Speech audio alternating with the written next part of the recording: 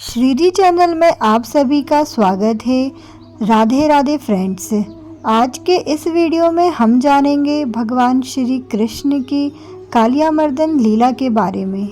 Video को देखने से पहले अगर आपको हमारे चैनल की वीडियोस पसंद आ रही हैं तो हमारे चैनल को सब्सक्राइब कीजिए और वीडियो को लाइक और शेयर कीजिए।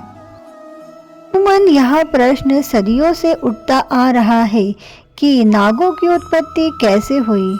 नाग और गरुड़ के बीच में मतभेद सदियों से चला आ रहा है। दरअसल नागों के बारे में भागवत पुराण में विस्तृत रूप से लिखा गया है। कहते हैं कि कश्यप ऋषि की 2 पत्नियां थीं। एक का नाम है बनीता और दूसरी पत्नी का नाम था कद्रू। एक बार कश्यप ने प्रसन्न होकर दोनों पत्नियों से वर मांगने को कहा।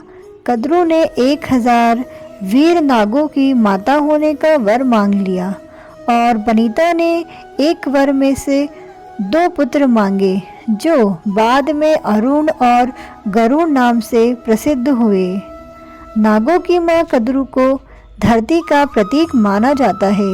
गरुड़ और अरुण की मां बनीता को स्वर्ग की देवी माना जाता है। एक दिन कश्यप दोनों पत्नियों में इस बात पर विवाद खड़ा हो गया कि सूर्य के अश्व श्याम वर्ण है या श्वेत।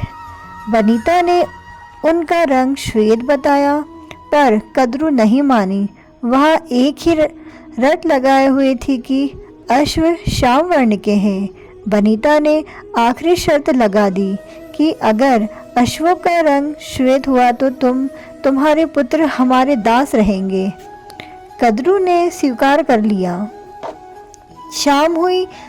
जब कद्रू ने अपने पुत्रों से इसकी चर्चा की तब शेषनाग को छोड़कर शेष सभी पुत्रों ने कहा कि माँ तुम चिंता मत करो, हम लोग जाकर अश्वों से लिपट जाएंगे जिससे वे दूर से श्याम वर्ण के दिखाई देने लगेंगे।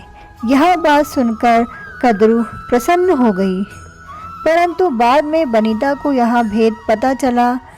तभी से गरुड़ और नागों की दुश्मनी चली आ रही है। भगवान श्री कृष्ण एक दिन अपने सखा ग्वाल वालों के साथ यमुना तट पर गए। सारी गो और ग्वाल वालों को गर्मी के कारण प्यास से गला सूख रहा था, इसलिए उन्होंने जमुना जी का विषैला जल पी लिया। उस विषैले जल को पीते ही सब गोए और ग्वाल वालों का शरीर शांत हो गया। उन्हें ऐसी अवस्था में देखकर उनके सर्वस्व श्री कृष्ण ने अपनी अमृत बरसाने वाली दृष्टि से उन्हें जीवित कर दिया। चेतना आने पर वे सब यमुना जी के तट पर उठ खड़े हुए और आश्चर्यचकित होकर दूसरों को देखने लगे।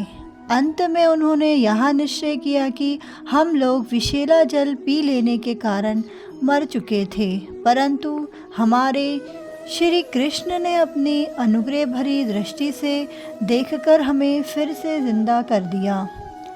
भगवान श्री कृष्ण ने देखा कि महाविषधर कालियानाग ने यमुना जी का जल विषैला कर दिया है। तब यमुना जी को शुद्ध करने के विचार से उन्होंने वहां से उस सर्प को निकालने का निश्चय किया।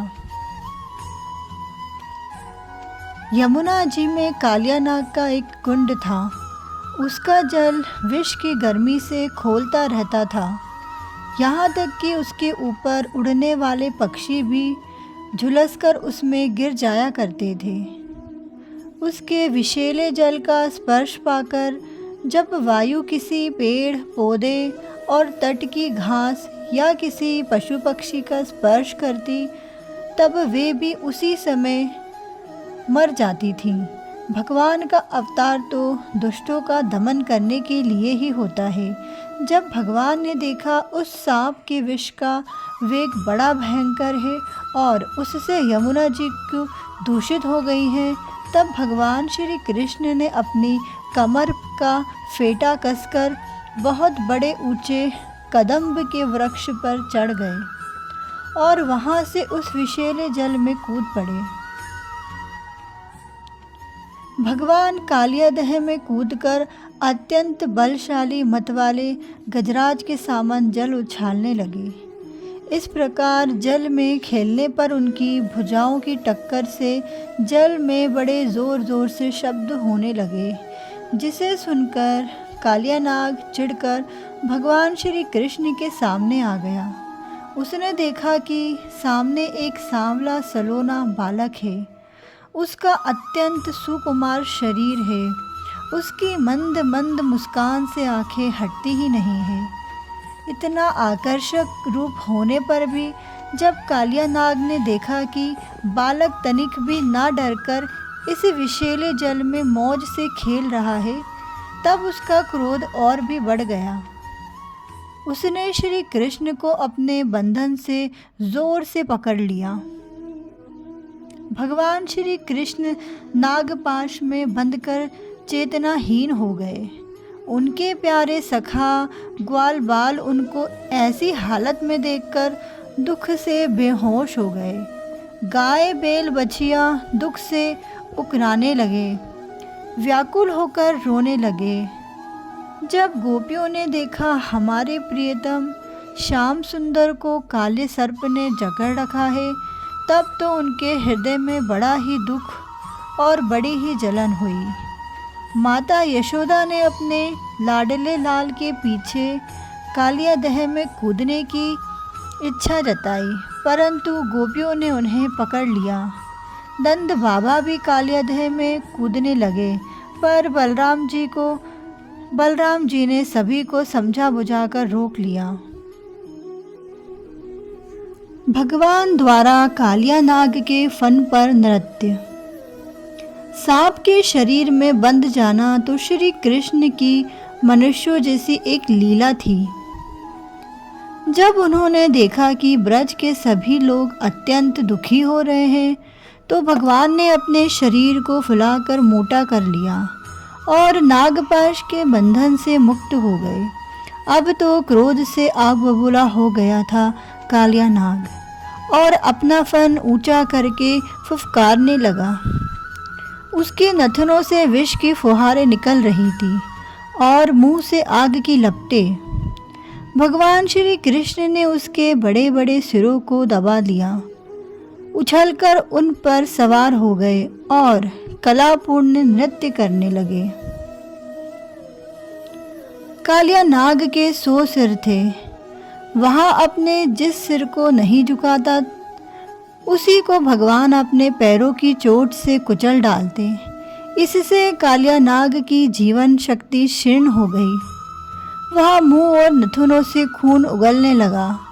भगवान के रस अद्भुत तांडव नृत्य से कालिया नाग का एक एक अंग चूर चूर हो गया और मुंह से खून की उल्टी होने लगी। नारायण की स्मृति हुई और मन ही मन भगवान की शरण में गया। अपने पति कालिया नाग की दुर्दशा देखकर उसकी पत्नियां भगवान की शरण में आई। नाग पत्नी द्वारा भगवान श्री कृष्ण की स्तुति। प्रभु, इस अपराधी को दंड देना सर्वदा उचित है।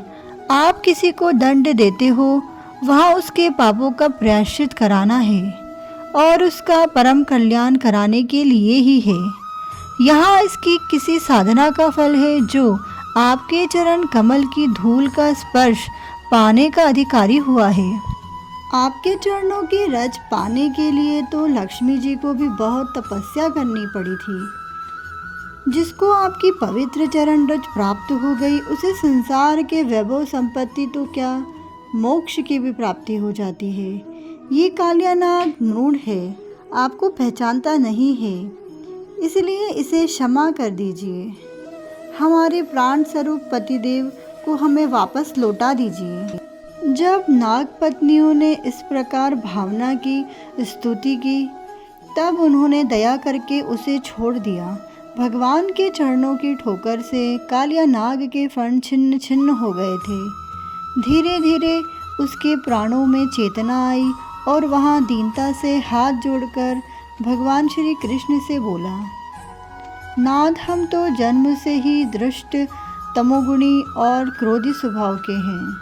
हमारा ऐसा स्वभाव भी आपने ही बनाया है। इसी स्वभाव के कारण हम किसी को डस लेते हैं। तो हमारा क्या दोष, आप ही बताओ। सब कुछ बनाने वाले, सब करने वाले तो आप ही हो। आपने ही सांप के शरीर में विष भरा। आप चाहते हो तो अमृत भी भर सकते थे। अब आप अपनी इच्छा से जैसा उचित समझो, आप कृपा करके दंड दीजिए। भगवान श्री कृष्ण की कालिया नाग पर कृपा। सर्प, अब तुझे यहाँ नहीं रहना चाहिए। अपने वंश परिवार के साथ यहाँ से चले जाओ। जो तुम्हारी हमारी लीला का संकीर्तन करेगा उसको तुम्हारा भय नहीं होगा। जो यहाँ यमुना जल में स्नान करके तर्पण करेगा, उपवास करके हमारी पूजा करेगा, वह पाप से मुक्त हो जाएगा। अब चले जाओ, गरुड़ तुमको नहीं मारेगा। अब तुम्हारा शरीर मेरे चरण चिन्हों से अंकित हो गया है, इसलिए जा, अब गरुड़ तुझे नहीं खाएगा। भगवान श्री कृष्ण की ऐसी आज्ञा पाकर कालिया नाग और उसकी पत्नियों ने दिव्य वस्त्र, पुष्पमाला, बहुमूल्य आभूषण, दिव्य गंध और अति उत्तम कमलों की माला से जगत के स्वामी भगवान श्री कृष्ण का पूजन किया। उनकी अनुमति लेकर रमणक द्वीप, जो समुद्र में सर्पों के रहने का एकमात्र स्थान है, की ओर चले गए। श्री कृष्ण की कृपा से यमुना का जल केवल विषहीन ही नहीं बल्कि उसी समय अमृत के समान मधुर हो गया। फ्रेंड्स, इसी के साथ कालिया नाग मर्दन की यह कहानी ख़त्म होती है। अगर आपको यह कहानी पसंद आई है तो इस वीडियो को लाइक एंड शेयर कीजिए और मेरे चैनल श्री जी को प्लीज़ सब्सक्राइब कीजिए। इस प्रकार की और भी कहानियाँ देखने के लिए हमारे साथ इसी तरह जुड़े रहिए। राधे राधे।